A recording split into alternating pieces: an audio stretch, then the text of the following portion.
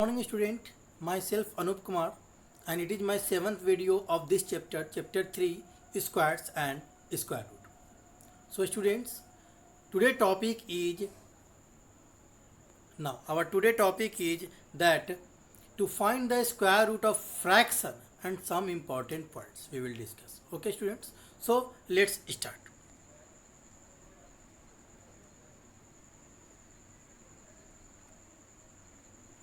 Now at first, square root of fraction is the heading.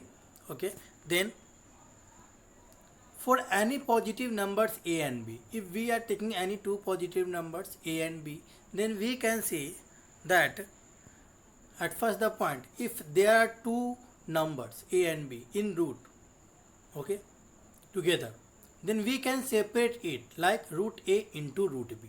Okay, same as the reverse of it, root a into root b is equal to under root ab together. Okay, then the third point is that if two numbers are in fraction and in root, then we can also separate it in numerator and denominator separately, root a by root b. Same as opposite of it is that root a by root b is equal to under root a by b. Okay students, so this is the fourth rule of square root of fraction. So let's solve some question based on it. Okay, now so the first question is that we have to evaluate under root 169 by 441. So here you can see it is together a fraction given, numerator and denominator both are in root, so we will at first separate it. That means we can write under root 169 by under root 441. Then we will find the prime factor of 169 and 441 together. Okay, so like this we can write, it means the prime factor of 169 will be 13 into 13, it will be in root, then same as in 441, 3 into 3 into 7 into 7. Okay, then here you can see we can write 13 into 13 as 13 only, and 3 into 3 it means only 1 3 we will take out, and 2 into 7 it means only 1 7 we will take out. So in numerator we will write 13 and denominator 3 into 7 21. So 13 by 21 will be the answer. Like this we can find the value of this question. Okay student, so let's solve the another question. Now here you can see the another question is in mixed fraction. Okay, and we have to find it the square root of this number. So at first we will change it into improper fraction. Okay, so after changing it into improper fraction, we will get 1369 by 324. Okay, so at first we will write root over it total, then again we will separate it. It means we will separate numerator 1369 in root and 324 in root. Same as previous question, we will find the prime factor of 1369 and the prime factor of 324. Okay, and we will write the prime factor in root. So if we will find the prime factor of 1369, we will get 37 into 37 and 324 as 2 into 2, 3 into 3 into 3 into 3. Okay, so to get we will get only 137 if we will take out remove the root, and same as for 2 we will, for each pair we will take out only one digit. So 1 2 1 3 and 1 more 3. So in numerator we can write 37 and in denominator we can write 18. Okay, so this is our answer. So like this we can find the number which will be in fractional root. Okay, now so student, our next question is that now students, here you can see that we have to find the square root of 49 into 1296. It is in together. So again we will do it separately at first. Okay, we can write it separately. It means 49 into 1296, then we will find the prime factor. So 49 7 into 7 and 1296, what we will get 4 times 2 and 4 times 3. Okay student, then again to take out one, we will take out each pair, we will take out one digit only. So 1 7 and 4, there are 4 2, it means we will take 2 2, and there are 4 3, it means we will take out 2 3. Okay, then we will multiply it, then what we will get? 252. So we can say that 252 is the square root of this number. Okay, student. Now after that, the second question.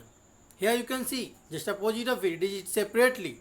So separately, then at first, if you will, we can write it like together. We can write it together because if you will find it separately, 98, if you will find that factor of 98, then you will get 2 into 7 into 7. Then 7 in pair, but 2 is not in pair. Then in this case, we will write both root together like this, and then we will find the prime factor of 98. We will get 2 into 7 into 7 and 162 as 2 into 4 times 3. Okay, student. Then again here you can see there are 2 2. It means we will take out 1 more, 1 2, 2 7, 1 7 we will take out, 4 3, it means we will take out only 2 3. Okay, and then we will multiply. Then what we will get? 126. So 126 will be the value of this number. Okay, student. So let's see another question. Now another question is, at first we will discuss some important point. Then the square of a number is the product of the number with the number itself. We have already discussed this topic here. So it is the last class of this chapter, and that's why we are revising some important points. So we know that the square of a number is the product of the number with the number itself. It is called the square of the number. It means 5 into 5 is equal to 25. So 5 is square. It means we can say that the square, that 25 is the square of 5. Now second point, a natural number is a perfect square if it is the square of another natural number. Okay, it means if 6025 is the square of 25, same as 36 is the square of 6. Okay, now the next point, for any natural number n, we know that if there are n odd natural number, it means, but it is necessary that it should be start with always 1 and then all continuous odd number. If there is any gap between there, then we cannot apply this number.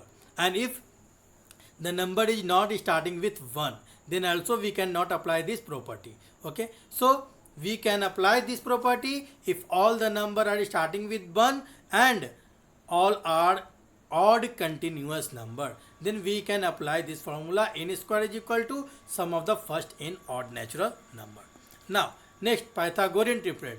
We know that if we will take the value of m, then m should be always greater than 1, and to find the Pythagorean triplet we will use the formula 2m for first triplet, second m square minus 1, and third m square plus 1. It is in the form of Pythagorean triplet. Okay, student. So the next point is,